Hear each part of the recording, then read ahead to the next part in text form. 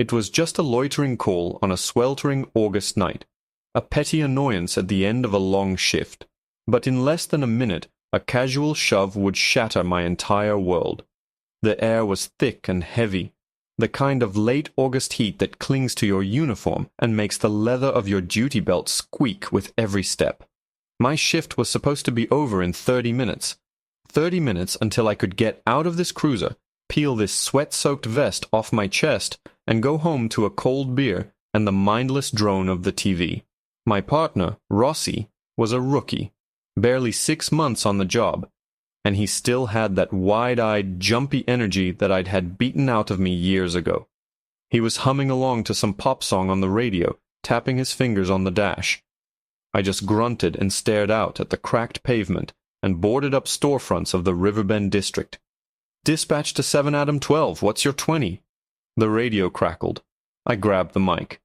7 Adam 12, we're corner of Elm and 4th, end of tour. I put a little extra emphasis on that last part, a hint for them not to bother us with any last-minute nonsense. 10-4. We've got a loitering complaint, group of youths on that corner, loud music. Complainant says they're blocking the sidewalk. Can you handle? I sighed, a long, weary exhalation. Loitering. The most pointless call in the book. 10-4. Dispatch. We'll check it out. I killed the radio and shot a look at Rossi. All right, hotshot. Let's go shake some trees. Try not to write a novel in your report this time. He gave a nervous chuckle, and we got out. The bass from a portable speaker was thumping a rhythm you could feel in your teeth.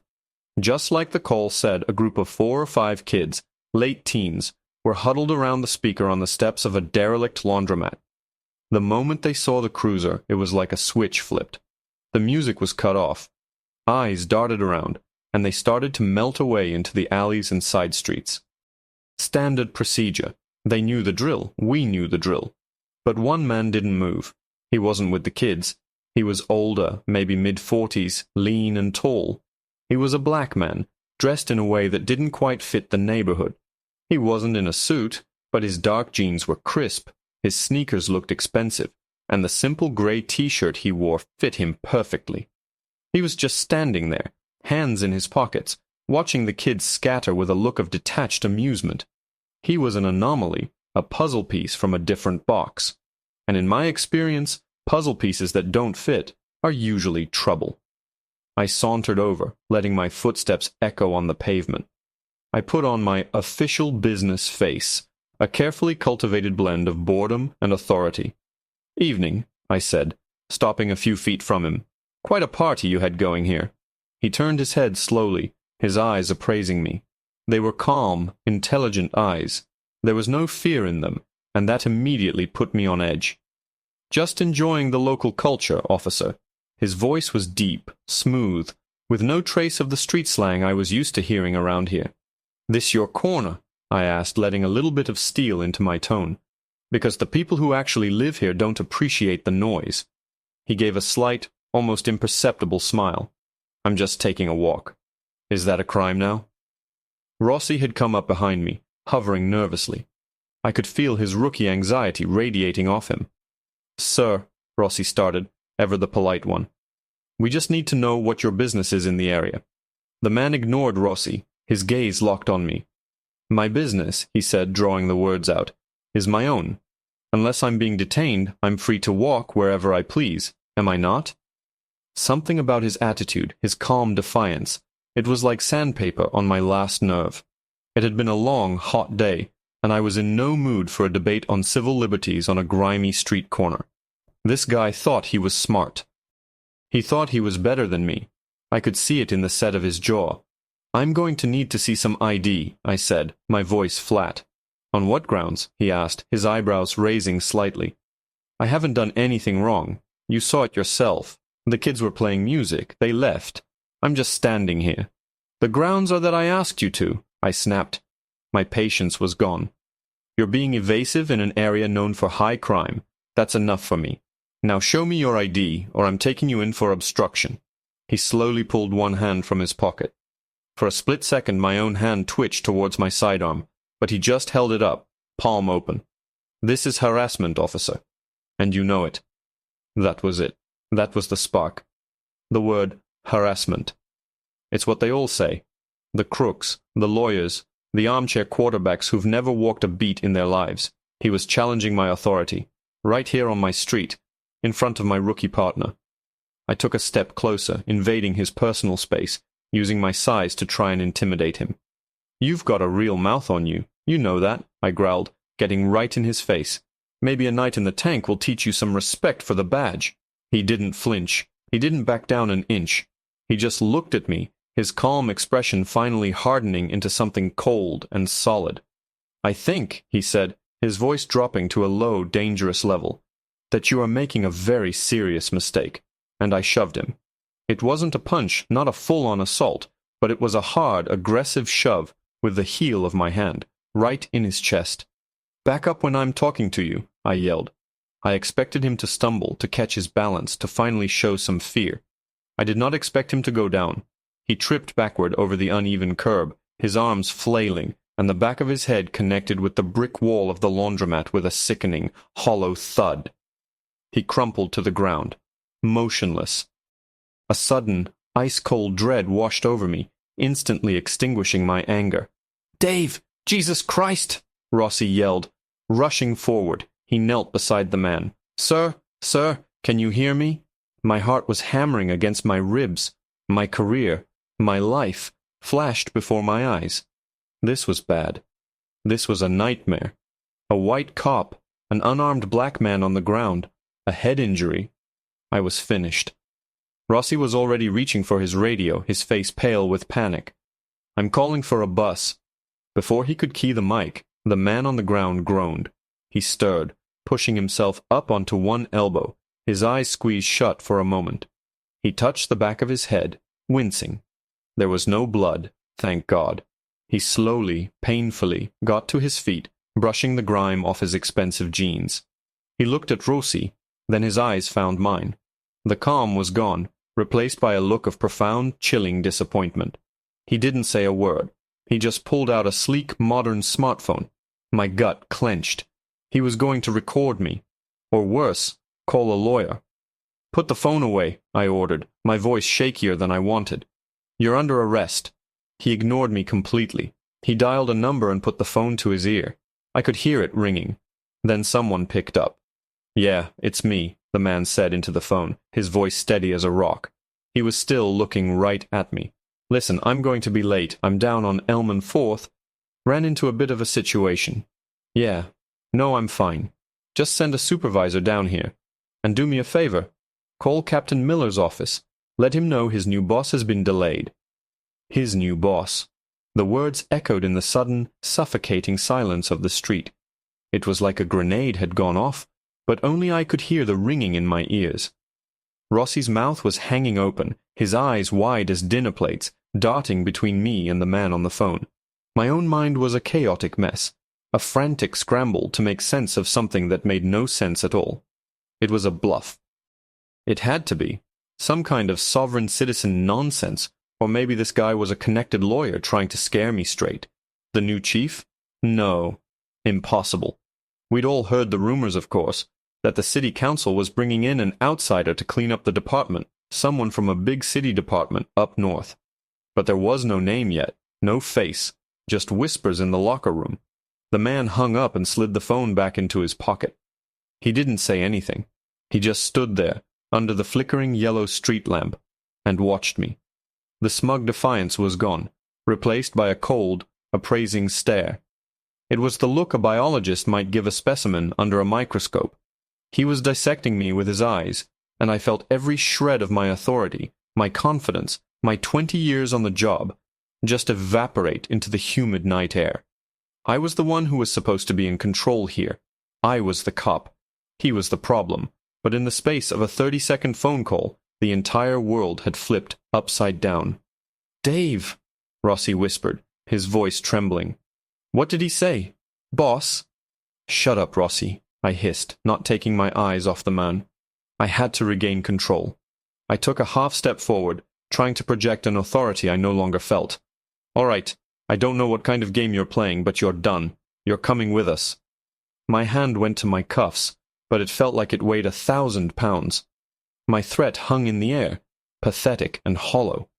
The man didn't even blink. He just raised an eyebrow slightly, a silent challenge. Go on. Try it. And I knew I couldn't. The seed of doubt he had planted had already taken root and was choking the life out of me. What if he wasn't bluffing? What if he was exactly who he said he was? Shoving a non-compliant civilian was one thing. A report, a few questions from internal affairs, maybe a slap on the wrist. Assaulting the incoming chief of police, that was a career-ending, life-destroying catastrophe. The wail of a siren cut through the tension, growing louder and closer. But it wasn't the familiar yelp of a patrol car. It was a deeper, more urgent sound. Then another joined it. Within seconds the street was flooded with flashing red and blue lights, reflecting off the grimy windows of the abandoned storefronts. It wasn't a single supervisor's car. It was a full-blown motorcade. 2 patrol cars screeched to a halt, blocking the intersection, and right behind them, a gleaming black unmarked sedan slammed to a stop right next to us. The driver's side door of the sedan flew open, and Captain Miller himself climbed out. Captain Frank Miller. The precinct commander. A man I hadn't spoken to in over a year. He was a barrel-chested bull of a man with a shock of white hair and a face that looked like it had been carved out of granite. He looked frantic, his eyes wide with a panic I had never seen on him before. He didn't even look at me or Rossi. His entire focus was on the man I had just shoved against a wall. "Chief Evans!" Miller barked, rushing over to him. He was almost fawning, his voice stripped of its usual command. "Are you okay? Dispatch got a call from the commissioner's office. Said there was an incident." Chief Evans. The name hit me like a physical blow. The rumors were true, and he was standing right here, the man whose head had just cracked against that brick wall. My stomach turned to ice water. My legs felt weak. I wanted to be sick right there on the pavement. Evans finally tore his gaze away from me and looked at Captain Miller. His demeanor softened slightly, but there was still a dangerous edge to his voice. "I'm fine, Frank. A little bump on the head, that's all. I decided to take a walk around the neighborhood before my official start tomorrow. Get a feel for the streets. Seems I got a very thorough introduction to your community policing standards." Miller's face went from panicked to purple with rage. He finally turned, his eyes zeroing in on me and Rossi. But he knew. You could see it in his expression. He knew who the problem was. Rossi looked like a scared kid about to confess to breaking a window. I just stood there, frozen, the empty, useless handcuffs still dangling from my belt. "What the hell happened here, officer?" Miller's voice was a low growl, a promise of pain. I opened my mouth, but no words came out. What could I say? He had a mouth on him, Captain. He disrespected me. How insane and childish did that sound now? How could I possibly explain the rage that had made me lose control? Chief Evans saved me the trouble. He took a small step forward, commanding the attention of everyone on the street. He looked from me to Rossi, then back to Miller. The entire scene was held in a state of suspended animation, waiting for his verdict. He rubbed the back of his head, a thoughtful, almost theatrical gesture. "Well, Frank," he said, his voice calm and measured, but carrying over the hum of the idling engines. "Your officer here was concerned. He felt I didn't belong in this neighborhood." He paused, letting the words hang in the air. Then he raised a hand and pointed a single, steady finger directly at me. "But I think the more pressing issue is that he put his hands on me, and I'd really like to know why." My world narrowed to the space between Chief Evans's pointing finger and my own face. The flashing light seemed to pulse in time with the frantic drumming in my chest. Every cop on the scene was staring at me. Miller's face was a mask of pure fury, his jaw so tight I thought his teeth might crack. He looked like he wanted to personally tear the badge off my chest. I felt Rossi shift his weight beside me, a nervous, jerky movement. The silence stretched, thick and damning. They were all waiting for my answer. Why? Why did I shove him? Because I was tired. Because it was hot. Because he looked at me like I was dirt on his shoe. Because for a split second, I had all the power, and he had none, and I wanted him to know it. The real reasons were a toxic stew of ego, exhaustion, and prejudice and not a single one of them was a valid excuse. They were career suicide. I was a dead man walking. I stammered, my throat dry as dust. He was non-compliant, Captain, refused to provide identification. His posture was aggressive. I perceived him as a threat and used a minimal amount of force to create distance. The words came out sounding rehearsed and robotic, the standard lines from the defensive tactics manual. Even to my own ears they sounded like a pathetic lie. Minimal force? The man's head had hit a brick wall. Chief Evans let out a short, sharp laugh. It wasn't a sound of humor. It was cold, sharp, and full of contempt. "A threat?" he said, shaking his head in disbelief. "A threat to what, officer? Your ego?" I was standing on a public sidewalk. Your officer, whose name I have yet to learn, approached me with unprovoked hostility. He demanded my papers like this was some kind of police state, and when I questioned his legal authority to do so, he assaulted me. He turned his piercing gaze back to Captain Miller. "Is this the kind of training your men receive, Frank? To escalate a conversation into a physical altercation within 60 seconds. Miller's eyes were practically bulging. He took a step towards me, his voice a furious whisper that was somehow more terrifying than a shout. "Your name and badge number. Now." "Officer Dave McCormick, sir," I managed to say, my own name tasting like ash in my mouth. "Badge 724? "Rossi," Miller barked, turning to my partner. "You were here. You saw it. Give me your statement." Rossi looked like a deer caught in the headlights of an oncoming truck. His eyes flickered towards me for a brief, terrified moment. I knew what he was thinking. The blue wall of silence. We protect our own. It's the first unspoken rule you learn. But he was looking at Captain Miller, and beyond him, the new chief of police. His career had barely started. Was he going to throw it all away to cover for my colossal screw-up? I saw the conflict warring in his young face. He was a good kid, a by-the-book cop. He saw what I did. He knew it was wrong.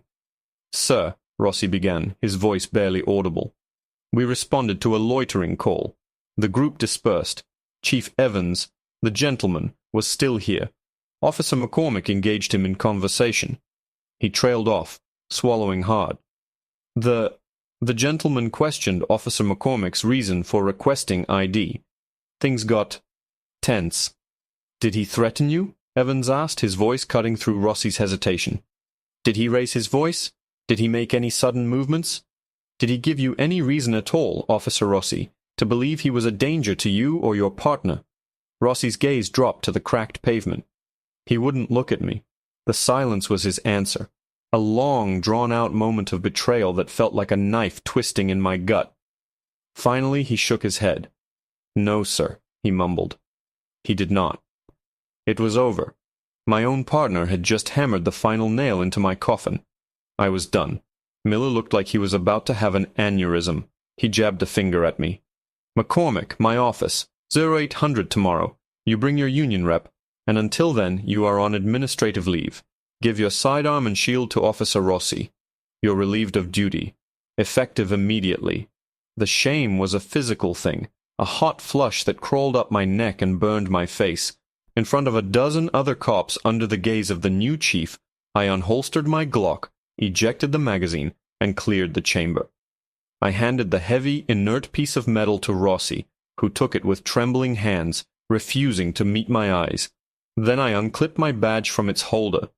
The weight of it, the familiar heft of the metal I had worn with pride for 2 decades, was gone. I felt naked, exposed. "Now get out of here," Miller snarled. "Go home, and don't talk to anyone." I turned to leave. My shoulders slumped in defeat. My career was over. My pension, my reputation, everything I had worked for was gone because of a 5-minute encounter driven by my own damn pride. I started the long, lonely walk back to the precinct, the flashing lights painting my shadow on the buildings ahead of me. "Officer McCormick," a voice called out, stopping me in my tracks. I turned around. It was Chief Evans. He had walked away from Miller and was now standing a few feet away from me, his expression unreadable in the strobing lights.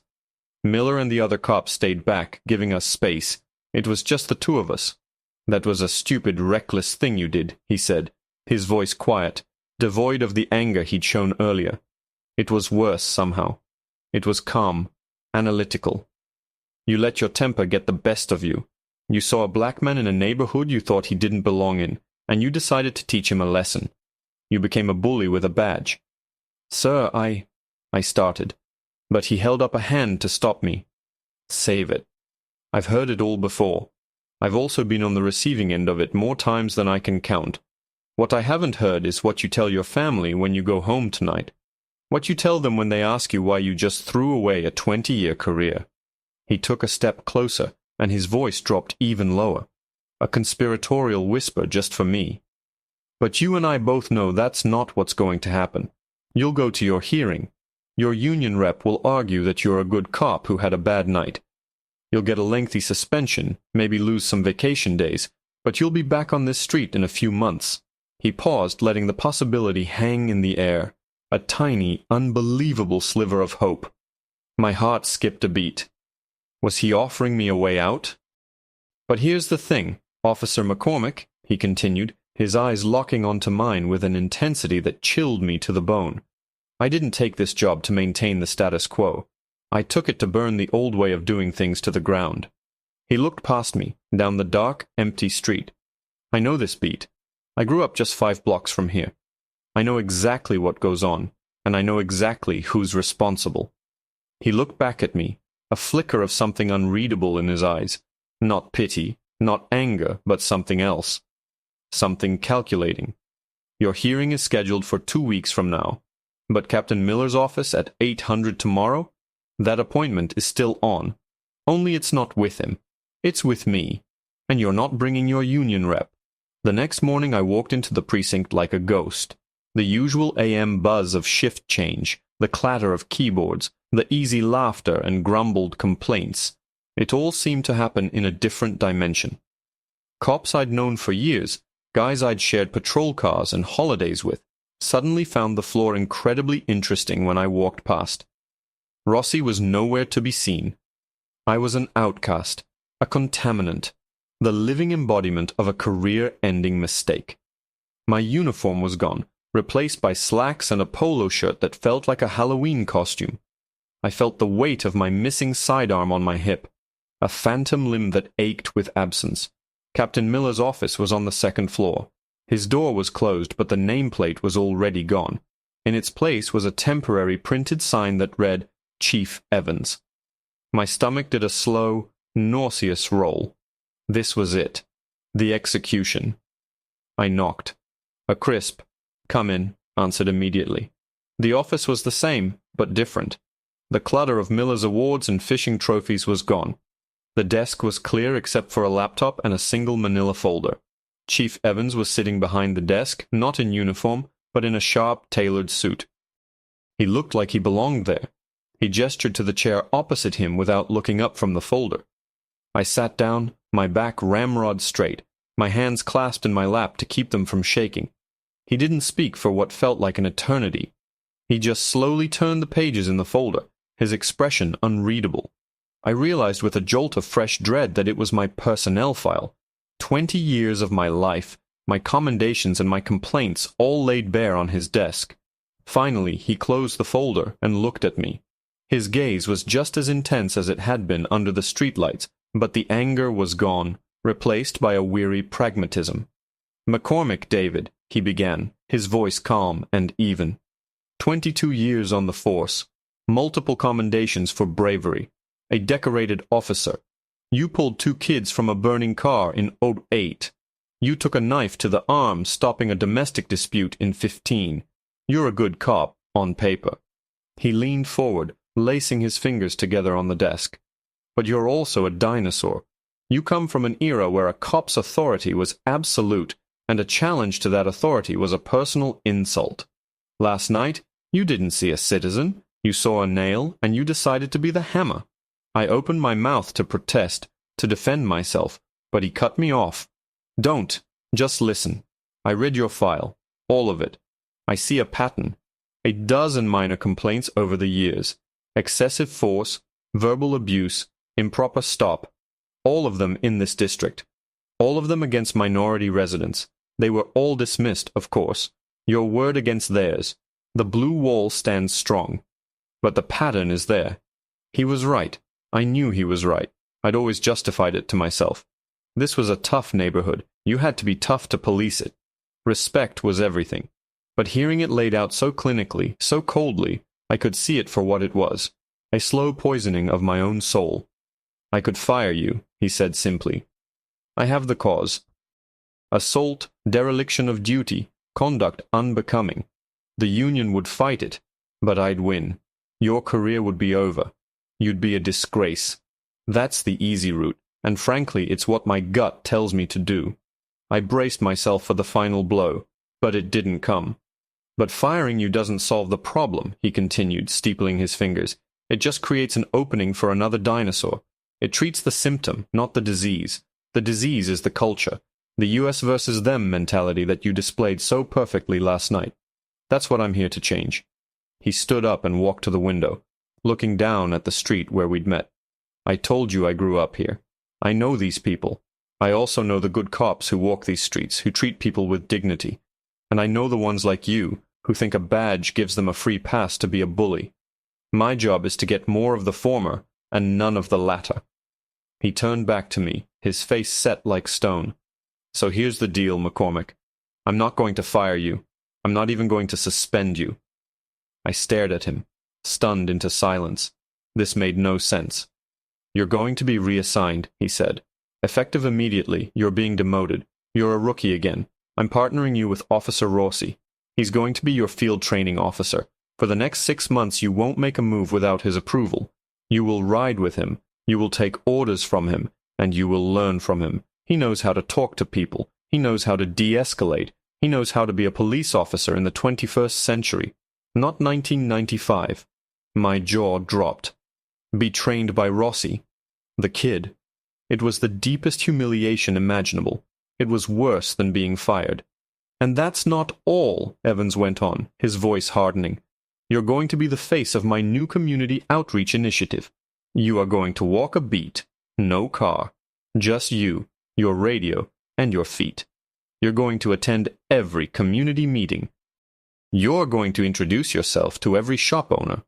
You're going to learn the names of the kids who hang out on the corner. You are going to listen to their complaints about the police, about cops like you. You are going to stand there and take it. And you are going to learn what it means to serve a community, not occupy it. He walked back to his desk and sat down, his eyes boring into mine. This is your one and only chance. You can take this deal, and maybe, just maybe, you can salvage what's left of your career and become the kind of officer this city actually needs. Or you can refuse, and I will personally see to it that you never wear a badge in this state again. Your pride or your job. The choice is yours. I sat there, the weight of his offer pressing down on me. It was a punishment more profound than any suspension. He wasn't just disciplining me. He was trying to break me down and rebuild me. He was giving me a path to redemption, but it was a path paved with humiliation and crow. I thought about my wife, my mortgage. I thought about the 20 years I'd already given to this job. Was it all for nothing? Could I change? For the first time in a long time, I wasn't sure. But looking at the unyielding certainty in Chief Evans's eyes, I knew one thing. The old way of doing things was over. My time as a hammer was done. It was time to learn how to build something instead. Okay, I said, my voice barely a whisper, the word tasting strange and foreign. I'll do it.